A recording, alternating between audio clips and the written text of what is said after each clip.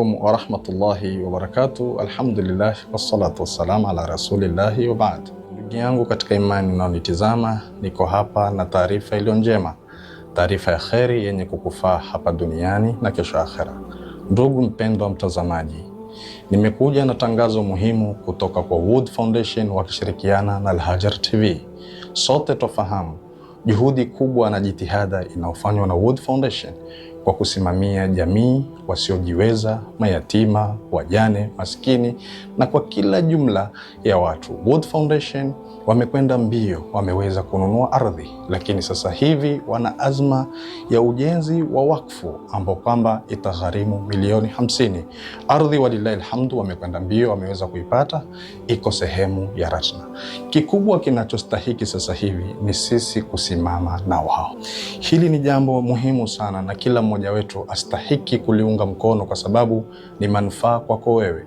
Huitolei Wood Foundation bali unajitolea wewe mwenyewe, na mfano mzuri ni maneno ya Allah tabaraka wa taala pindi aliposema, man amila salihan falinafsihi wa man asaa fa alaiha wa ma rabbuka bidhallamin lilabid. Kwa hivyo sote tusimameni kwa kujiliwa na kheri kama hii. Ni wajibu wetu sisi kuchangia kwa chochote ulichonacho, usidharau. Waonaje?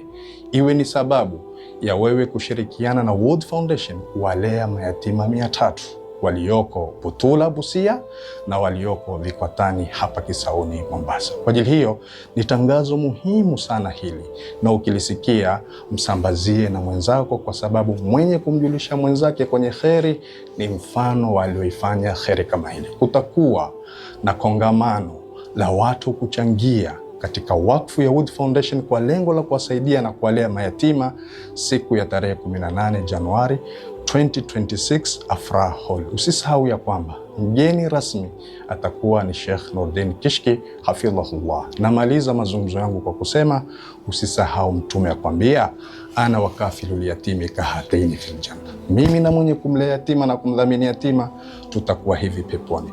Ni fursa kwako, ni fursa kwangu, ni fursa kwetu sote kuwa na bega kwa bega na Bwana Mtume Muhammad sallallahu alaihi wasallam, kwa sisi kuchangia katika wakfu ya Wood Foundation. Wabillahi tawfiq.